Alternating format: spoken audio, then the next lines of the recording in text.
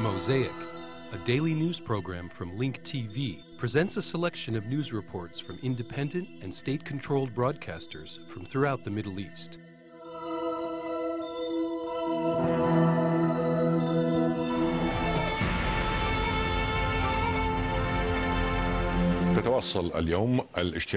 Preliminary ministerial meetings were held before the OPEC summit, which will take place in the Saudi capital of Riyadh on Saturday. On the sidelines of these meetings, both Iran and Venezuela proposed basing the price of oil on a basket of hard currencies instead of the weakened dollar. The Venezuelan oil minister said that there is no need to increase the production of oil during the upcoming OPEC summit, which will take place in December. The Algerian oil minister said that the current oil prices will remain until the end of the first quarter of 2008.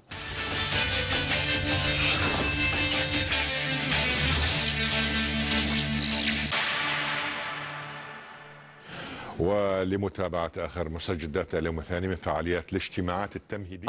correspondent Lara Habib will update us about the preliminary meetings of the third OPEC summit. Lara, do you have information regarding the outcome of these ministerial meetings? تماما مساء الخير إبراهيم بالفعل انتهى هذا الاجتماع المغلق. Good evening, Ibrahim. A closed meeting for OPEC oil and finance ministers has ended. Ibrahim, this meeting was supposed to be closed, but we, the journalists, were surprised because the meeting was being transmitted live on a screen at the media center. It seems that this transmission was only intended for live translation purposes for the attendees. However, we heard the Iranian delegates demand that the final statement include the topic of the weak dollar. The Venezuelan delegates supported the Iranian demand, but Saudi Arabia objected to it. The Saudi Foreign Minister, Prince Saad al-Faisal, said that if the final statement were to address the topic of the weak dollar, the media would focus on it, which would cause the dollar to further deteriorate. In any case, the organizing committee fixed the technical error by halting the live transmission. A short while ago, the Iraqi oil minister said that the final statement will not address the topic of the weak dollar. Joining us is Dr. Ihsan Bouhlaiqa, economic expert and council member. Dr. Bouhlaiqa, why is Saudi Arabia concerned that the dollar will deteriorate further if the final statement were to address the weak dollar?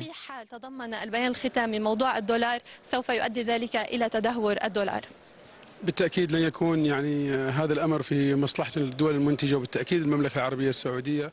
Of course, this is not in the interest of oil-producing countries and the Saudi Arabia Kingdom in particular. As we know, the price of oil is determined in dollars. In addition, we have large investments which are valued in American dollars.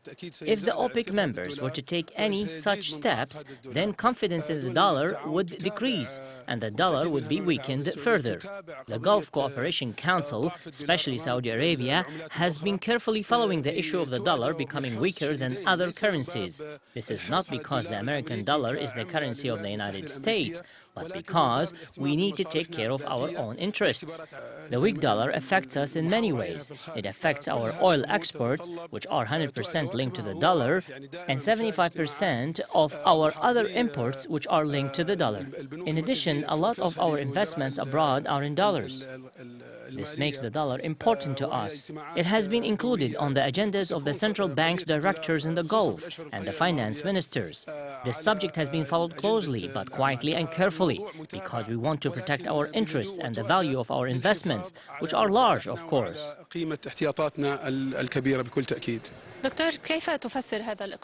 What was the reason behind the Iranian and Venezuelan demand? Was it made for political reasons or economical reasons? أنا أعتقد أنه مع احترامي وتقديري طبعا كل جهة وكل دولة لها وجهة نظرها ولكن من ناحية With my respect to the policies of all countries, but from an economic point of view, the Iranian demand is clearly hasty. OPEC has always shown that its role is technical, such as stabilizing the supply of oil for consumer countries. OPEC's policy is to keep political issues outside the organization as much as possible. Oil transactions and trade in the market are very complicated. Perhaps Iran was motivated by political reasons, especially considering that American-Iranian relations have been tense. The two countries have the right to differ, but OPEC meetings must remain technical because this will help us achieve our interests. We rely on oil, which is the strategic commodity in all OPEC countries, including Iran, Venezuela, and Saudi Arabia, as well as other Gulf countries. OPEC members depend on oil to develop their countries and finance their budgets. This issue is extremely important and should have been discussed behind closed doors so that the best technical solutions could be reached. OPEC meetings should not be used to send political messages. We should not have short-term goals. Oil is our bread and butter. We want oil to be treated as a commodity. We do not want it to be used for political purposes. Political issues must stay out of OPEC meetings. فهذا بالتأكيد له مجالات أخرى غير الاجتماعات الوزارية لأوبك. Armed clashes erupted between the Fatah movement and the Popular Front for the Liberation of Palestine General Command and the Burj al-Barajna refugee camp in Beirut, according to our correspondent. Clashes subsided after high-level phone calls were made between representatives from various Palestinian factions. According to our correspondent, the clashes started with a slight disagreement between armed groups from both sides after the Friday prayer. 3 people were injured. A group of women mobilized and marched towards the armed group's headquarters in an attempt to stop the clashes. Inside the camp, people started fleeing in large numbers in anticipation of further developments. According to our sources, a special committee has been formed by faction members to maintain the security situation in the camps of Burj al-Barajna and Shatila.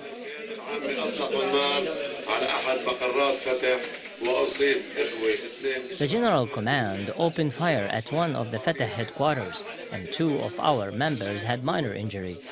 We hope that this is not due to remarks made by the Secretary General of the PLFP, Ahmed Jibril, who accused our men and leaders of suspicious activity and spying. We hope that this event was not premeditated or intentional. Tensions are also escalating in the Ain al-Hilwa refugee camp near Saida after there was a standoff between Fatah and Hamas. This also came after the Friday prayer during a march by Hamas members, which Fatah tried to obstruct by blocking the roads inside the camp and burning car tires on the streets.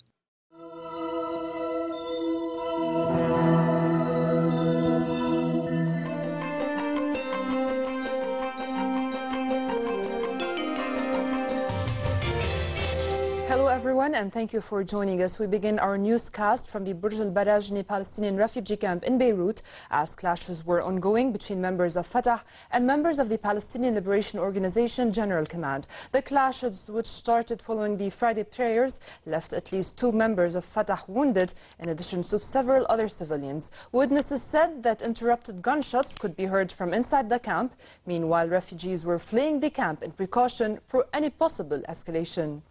UN Chief Ban Ki-moon holds a press conference in about an hour at the Rafiq al-Hariri's International Airport before leaving Beirut. Ban met this morning with Maronite Patriarch Cardinal Nasrallah Boutros Fair. He also held talks with several MPs, including head of the Democratic Gathering, MP Walid Jumblat. Let's take a look at the series of meetings the UN chief held in Lebanon.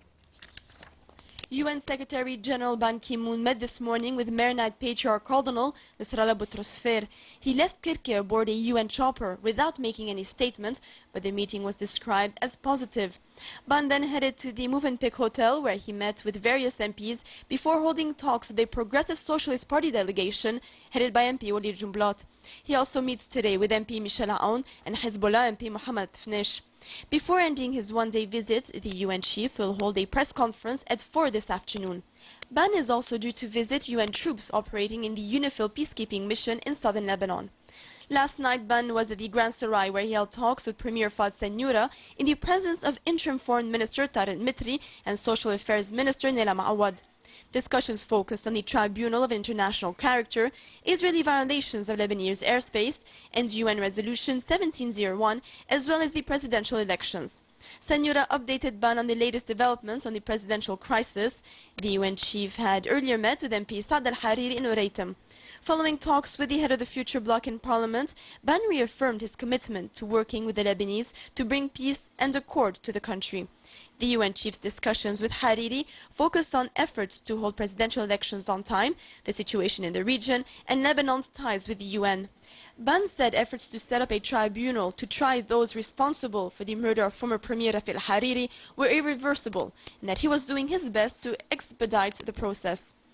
He was also welcomed at Ainetine, but refrained from making any comments following the meeting with House Speaker Nabih Berri. Ban arrived in Lebanon yesterday in the latest attempt by the international community to prod the country's feuding factions to agree on the next president and avoid a power vacuum. Shortly after arriving in Beirut, Ban stressed at a news conference on the importance of electing a new president. The election of a new president should take place on time and in accordance with constitutional procedures. In this endeavor, it is imperative that the parliament convenes in order to elect the new president. This president must be committed to the type reconciliation accord, the constitution, and international legitimacy. Ban said Lebanon now stands at an important crossroads in its modern history.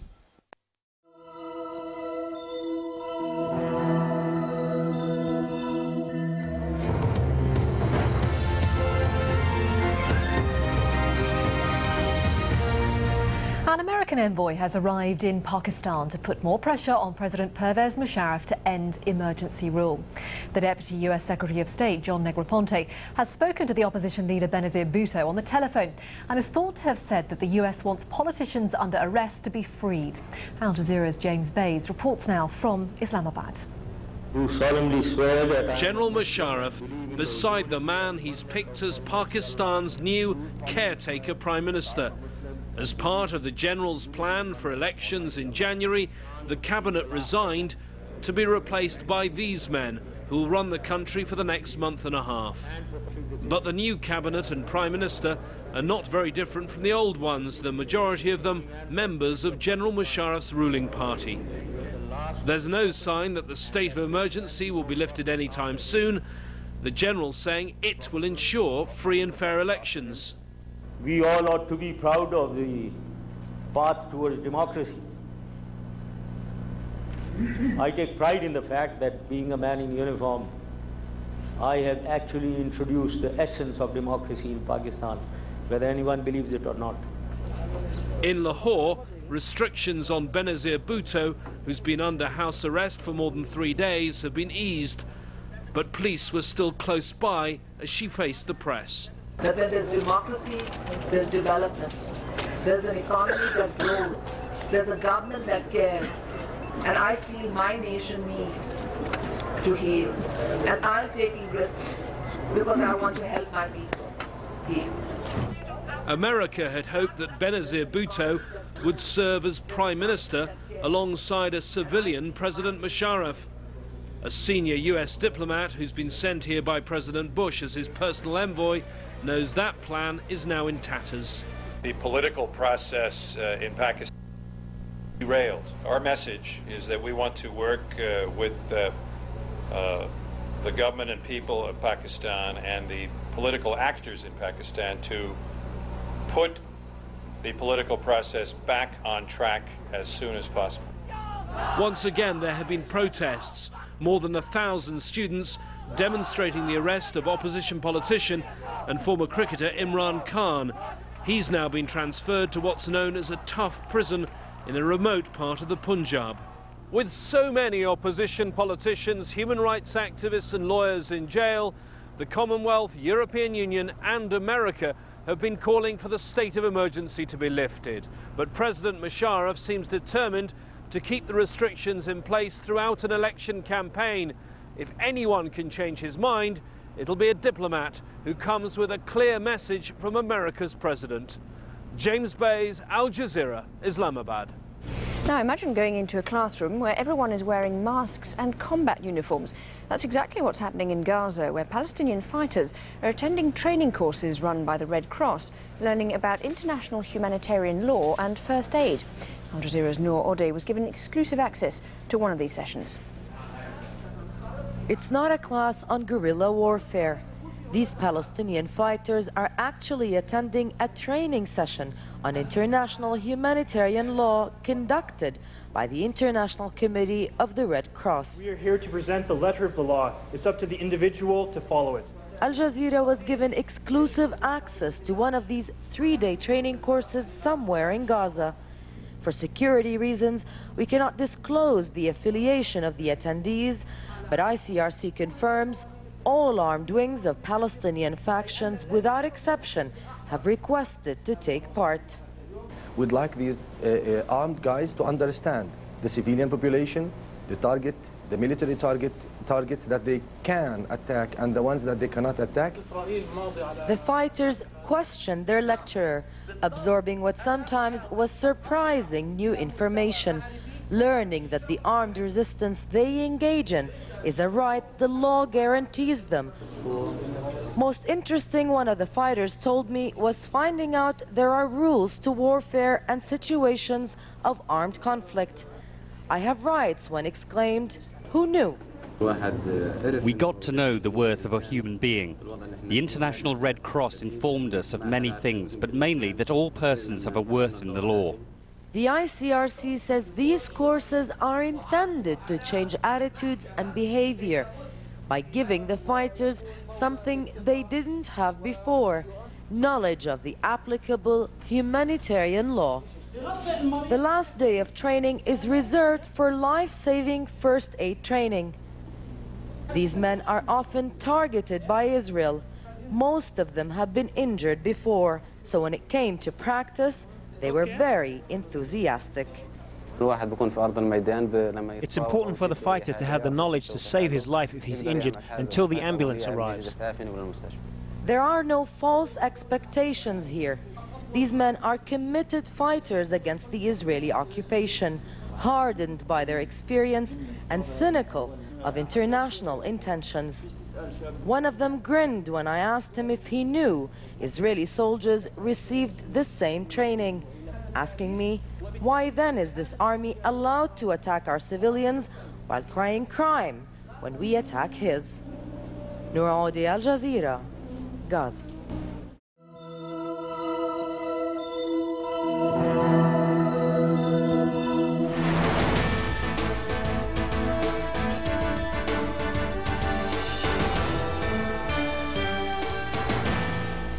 The head of the Palestinian negotiation team, Ahmed Khoury, described Olmert's condition for a Palestinian state as unacceptable. Olmert said that the Palestinians must recognize Israel as a Jewish state. In addition, the Palestinian lead negotiator, Saeb Erekat, said that the Palestinian Authority firmly rejects Olmert's remarks. He added that the recognition of Israel will only be based on the creation of a Palestinian state in the June 4, 1967 territories, and will not include specifying a religion. In another development, Israel's Minister of Defense, Ehud Barak, gave an order to the occupation army to carry out wide-scale military maneuvers in preparation for a possible escalation in the West Bank and the Gaza Strip. Israel is gearing up for an escalation following the Annapolis meeting, which may fail to meet Palestinian expectations. The Israeli Minister of Defense gave orders to the occupation army to carry out wide-scale maneuvers ahead of the Annapolis peace conference. It seems that Israel is preparing for a military escalation in the West Bank and the Gaza Strip following the November meeting, which may fail to produce anything tangible for the Palestinians. There appears to be a fear of premeditated war that Israel may help ignite. Israel wants to declare a war, but it has not yet decided when and whom it wants to fight. During these maneuvers, the Israeli army received trainings on how to quell demonstrations and disperse protesters. In addition, the Israeli army received trainings on how to carry out incursions, offensives, and sweeps in the West Bank and the Gaza Strip. The Israeli forces were also trained to round up members of the resistance and confiscate their weapons. Furthermore, they made maps of various institutions of the Palestinian Authority in preparation to carry out raids on them. Despite the fact that the Israeli army is in total control of the West Bank, it continues to carry out maneuvers in order to terrorize the people there. Israel wants to weaken the Palestinian Authority in order to get more concessions ahead of the upcoming peace conference. These intensive maneuvers and preparations by the Israeli Army institution are sending a message to the world. Israel wants the world to know that the government of Ahud al-Mert is seeking to mandate its conditions and plans, and all sides must accept them, or else the escalation is looming and the war is coming. Khadr Shaheen, Al-Alam, Occupy Jerusalem.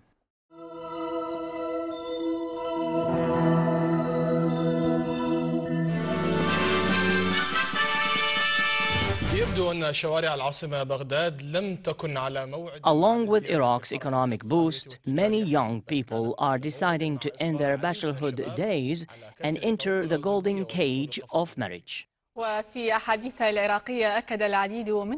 Many of these young people say that the stability of the security condition is one of the most important factors in their decision to marry.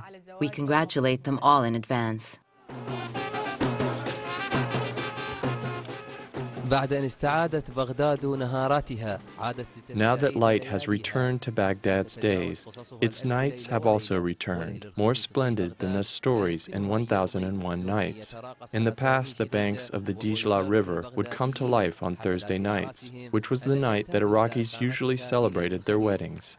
Processions of wedding cars would go through the streets of Baghdad in all directions, and photography studios would be crowded with people's memories. Thursday nights, such as those, have returned to Baghdad after a long absence. Thank God, things are good, much better than before. No problems, thank God. How many weddings are there today? There are many, and God willing, there will only be more celebrations in the future. We are from Al-Azamiya, and even there, things have become better. The roads are better, all thanks to God. Hopefully there is no reason to be afraid. With all these people present, there is nothing to fear. The flower-decorated cars, the smiling faces, the clapping, and the traditional melodies are not only about restoring wedding rituals. They are also about restoring connections between people living in different areas of Baghdad. The people have crossed the illusionary borders that have been erected with concrete by outsiders for security reasons, according to them. We came from Abu Chair to Lislik, and now we will head back in the car to Abu Chair. How did you find things in Lislik? Thank God, it is good.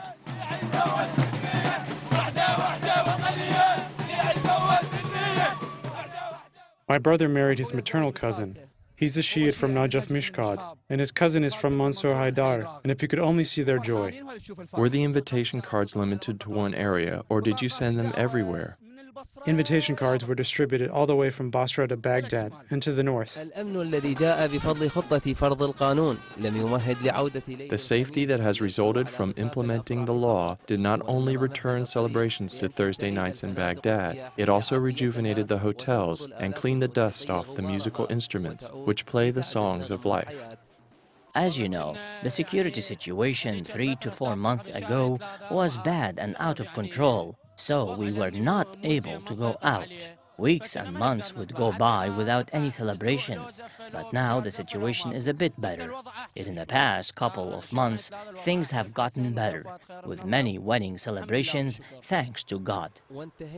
We stopped once the nectar was no longer awakening, but oh, if we had remained in sleep, for in waking, our dreams fade and our friend the night retreats. It looks like everything will return to normal in Baghdad after security washed away the dust of terrorism. The melodies of music and the songs of celebration have replaced the sounds of explosions and weeping. This has encouraged the Iraqi people to close a chapter which they thought would never end. From Baghdad, Amjad Tali, Al-Iraqiya. Israeli and Palestinian negotiators prepare for the peace conference in Annapolis. Why is the public on both sides not excited? Does the U.S. have a hidden agenda? Answers to these questions and more on Link TV's Mosaic Intelligence Report. There is a lot of hype in world media about the upcoming Annapolis Peace Conference, but expectations are very low right here on the streets of Jerusalem. Although the Annapolis Summit is being promoted as a breakthrough in the peace process, many locals are worried that it will merely generate new tensions. Both Israelis and Palestinians that I spoke to believe that the Annapolis peace process like its many predecessors in the Middle East, is destined to fail because it lacks the necessary international support and is based on vague promises. Its agenda remains uncertain, and there are differences in the expectations of the participants. The Palestinian President Mahmoud Abbas believes that the conference should deal with the border issue, the status of Jerusalem, refugees and settlements, while the Israeli Prime Minister Ehud Olmert seems to be looking towards yet another confidence-building measure. Several Israelis I spoke to believe that Olmert is in no position to make the necessary concessions because of his failure in Lebanon and a series of scandals. I hope he will succeed in the Annapolis conference. I do not really believe that this is possible because of international pressure and the Iran issue, so there will not be real results. Meanwhile, Palestinians believe that Abbas's legitimacy is in question due to Hamas' takeover of Gaza. On the Palestinian street, the ulterior motives of Bush and Rice are in question. Olmert and his government do not want peace. We just do not want peace talks. Peace talks about what? They are not going to give me my rights. We can have peace conferences every day. What is important are the results. At a conference I was attending in Jerusalem, a Palestinian professor commented that the United States' main aim is to counter Iran's influence in the region. To many, the conference is intended to reinvent the United States' image in the Arab world as a peacemaker. Annapolis can indeed be the launching pad for serious, sustained, continuous negotiations that will lead to the establishment of two states living side by side in peace. At the end of the road, three possible post-Annapolis scenarios may emerge. The first, and the unlikely, is a meaningful statement of principles that at the very least addresses two of three of the Palestinian core issues, allowing Abbas to implement phase one of the roadmap with public support to be followed by negotiations with Israel on final status issues.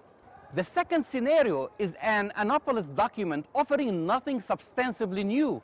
This would result in an increase in the resonance of the Hamas narrative and further separation of the West Bank and Gaza.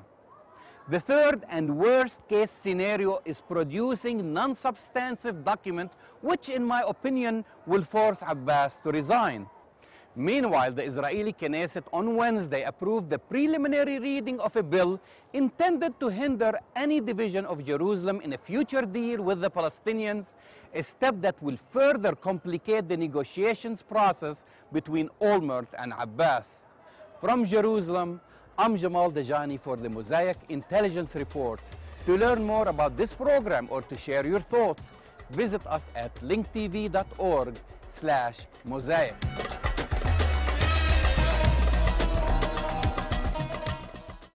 One nation, many voices. The stories of Muslims in America.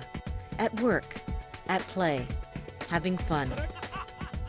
What is life like for the millions of people in this country who practice Islam? And then finally I looked in my heart, and there he was. Even today, Muslims still reciting kind of in limbo. Now's your chance to share stories of Muslims in America in our One Nation, Many Voices online film contest. We're awarding $50,000 in cash prizes divided among 6 categories: comedy, drama, documentary, animation or music, a special category for filmmakers 18 and under, plus films under 60 seconds long. You don't have to be a Muslim to enter or to vote for your favorite films online. You just have to live in the United States. The new deadline for entries is December 31st, 2007, so hurry. Check out details at linktv.org/onenation. One Nation, Many Voices. Muslims in America. Stories, not stereotypes.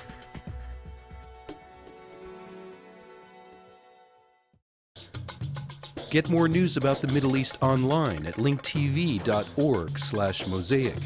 The Mosaic webpage offers a complete archive of Mosaic programs, program transcripts, the Mosaic video podcast, and the Mosaic Intelligence Report, a weekly analysis of the hottest stories from the Middle East.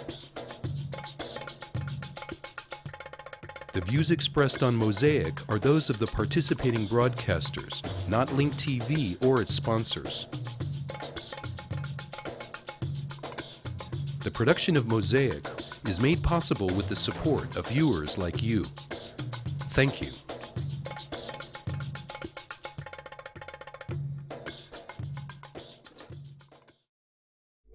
This program was brought to you by Link TV for educational and non-commercial use only. Link TV is the only U.S. television network devoted to global and national news, with uncompromising documentaries and diverse cultural programs. Programs which connect you to the world.